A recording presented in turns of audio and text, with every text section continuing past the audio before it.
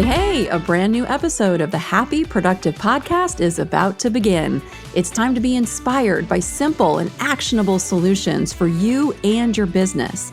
If you're an established entrepreneur or just laying down the first brick of your future empire, the mantra is the same. We will flip any failure into a positive and use it to our advantage. This show is all about turning coal into diamonds. With the right plan and mindset, anything is possible. I'm Jennifer Dawn, your host, business coach, and founder of Best Planner Ever, and I'm here to help you achieve all your ambitious goals. Success is closer than you think. Let's do this. Hey, everybody. Welcome to the show today.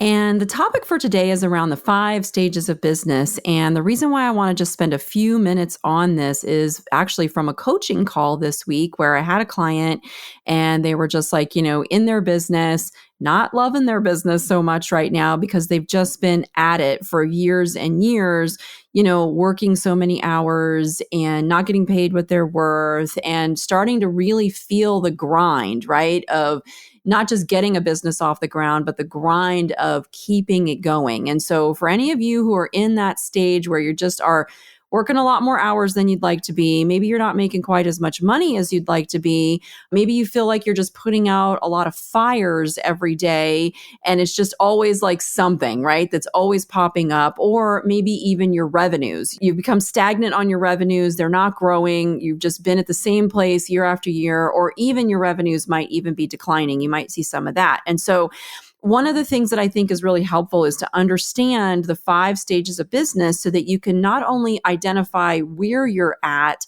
but also start to take steps to get to the next phase of business. And so when we talk about the 5 stages of business, here they are. So stage 1 is startup, brand new business, just getting it off the ground.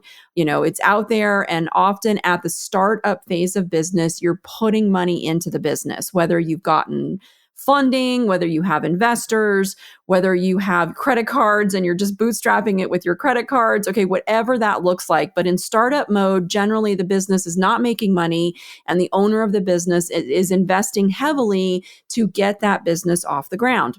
So now once the business starts to actually get off the ground and starts to turn some revenues, that's when you transition over into perseverance.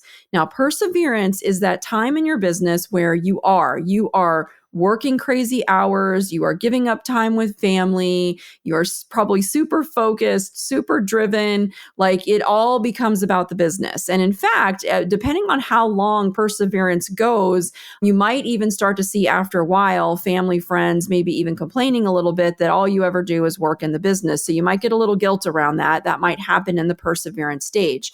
But in perseverance, that hard work, you guys, it's necessary. It's just necessary to get that business to a place where it can consistently earn revenue, where you are starting to now build your team, you are getting processes and those kinds of things in place. And the bottom line is it just takes a lot of hard work. The issue here, though, is a lot of businesses get stuck in perseverance and they don't ever get out of it. And I'm gonna circle back and talk about that just a little bit more. So once you're in that perseverance where, you put on those long, hard hours, you get that business now to where it is actually vital. And that's the 3rd stage, is vitality, right? It can run on its own. You're going to see in this stage that the owner is no longer functioning in so many roles within the business. And so in perseverance, you're going to see the owner doing basically so many different things themselves. But as they start to, bring in a team and outsource some of that work, and they step out of those roles and they kind of start to step into the actual owner role, that's what happens in the vitality stage. So the business is running, the owner is now in the owner role, and revenues are coming in, the systems, the processes, those things are far more stabilized once you get into that vitality stage of the business. The next phase after vitality is going to be scale, because in vitality, again, you're dialing in those processes, the team members, those kinds of things, and you're really preparing that business to scale. So in the scale stage, that's what you're doing. You're taking what you've built and you're making it go kaboom onto a much, much bigger level. keep in mind, so many people, you want to go from like startup to scale, right? And we hear a lot about scaling our businesses. But if you haven't built that foundation and it's a crap show and your processes aren't there and the right people aren't there, and then you invest heavily in scaling your business, what you're doing is you're scaling the mess. And so you really and truly have to make sure that you have a solid foundation in place. The processes are there. So now when you scale, it can actually get bigger without just creating a bigger mess. So then the fifth stage of business, after now you have scaled this business, is going to be exit, right? This is where we can sell our businesses if we choose to do so. It doesn't mean that you have to sell your business, but the natural phase of the cycle is that now you've scaled it into something magnificent, and now you can exit the business and bring in whoever's going to buy your business, and they take it over from you, and you're out. Peace out. Okay. So those are the 5 stages of business. Now, why is it important to know what these stages are is so that you can identify, well, this is where I'm at, but you can also know where you need to go. So if you're in business and let's say you've been in business for 10 years and you've been in perseverance for 10 years, okay, it's time to take some steps to move forward and get out of perseverance and start stepping into more of that vitality.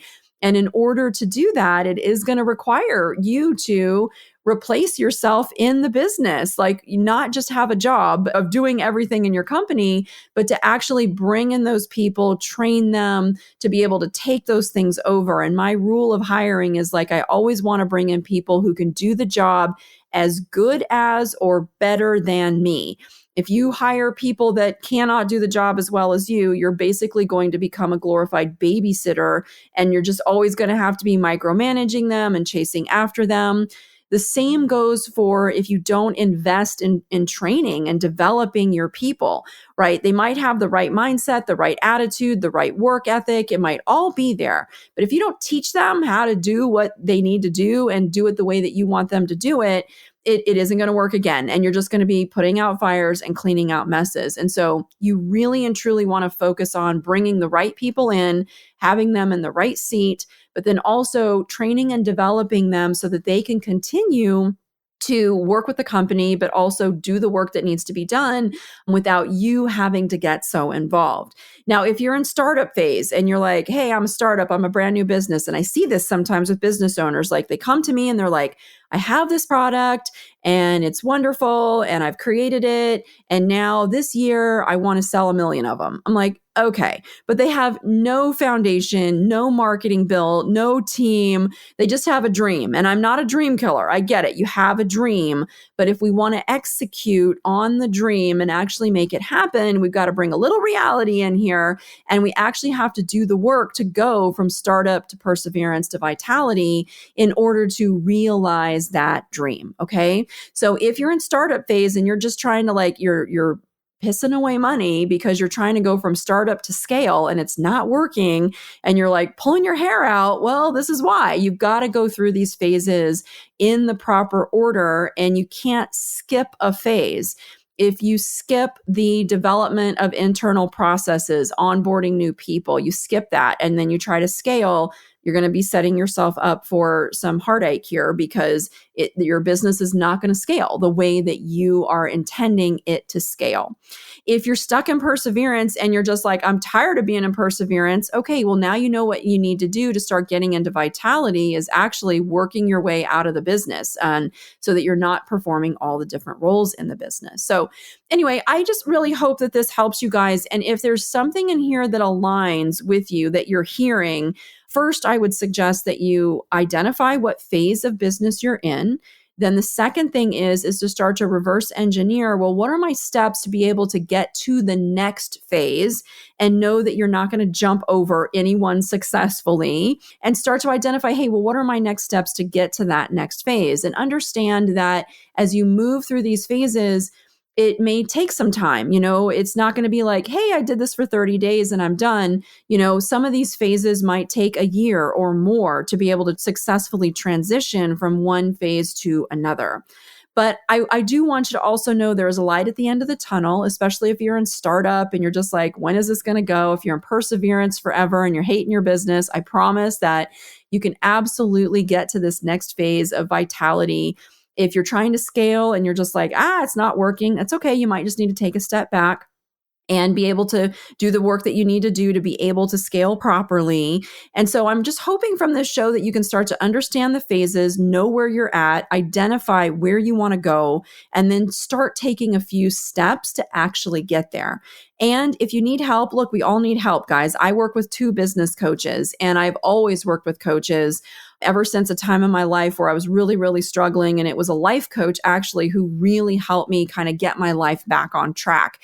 And so I am a coach and a huge fan of coaching. And I got to tell you, I learned all this stuff by working with other people. And so same for you. You do not have to suffer alone. You don't have to try to figure this stuff out. People have already solved whatever problems that you are experiencing right now. They have been solved. But if you just suffer in silence and you never reach out for help and you're unwilling to check your ego and say, hey, I don't know, I want to bring in somebody who does, you're going to have a lot longer period of trial and error figuring it out on your own. So I want to leave you with that. Please take some action. If you need help with this, reach out to us. We're always here to help you guys in any way that we can. And it was great. Yesterday, we had a beautiful client who came on one of our calls, and she said to us, she was like, Jennifer, I have worked with coaches for years. I've been on my own. I have wasted thousands and thousands of dollars. But, thank you. You guys have supported me in my business. And now because we have the marketing agency, we can actually help her with those tangible things of moving her from, startup into perseverance. And she's been stuck in startup for years. Right? But you need to obviously have the mindset, but you also need to have those resources so that you can, execute on the tangible things that actually need to be done. And she was just so grateful because, she has this support system now, and she's already starting to see more momentum in her business in the last couple of months. She'd said that she'd been at it since like 2009. Guys, it's 2022. That's a long time, right? To be many years to be at something and not having it take off. And she's seen that momentum in the last couple of months simply because she made the decision to invest in herself, find the right people to support her. And then she's a big action taker. So when we say, hey, go do this, she goes and she does it. And that's why she's getting the results. So anyway, I just want to share that with you guys. Please, wherever you're at, if there's something that resonates in here that you heard today, act upon it. All right. It's great to listen. I love it, but take some action and get yourself to that next step, that next phase, so that you can really start to experience the love for your business that is absolutely possible when you see it growing, when you see it expanding, when you see it moving forward. It's like, raising a child. It's a beautiful, beautiful thing. All right, you guys, that's it. Get out there and have a happy, productive day. I hope you found today's episode of the Happy Productive Podcast inspiring. Every successful business is formed by a set of small, consistent, and attainable steps. If you want to learn more, come visit us at jenniferdawncoaching.com to take your next step and learn how to meet your business goals.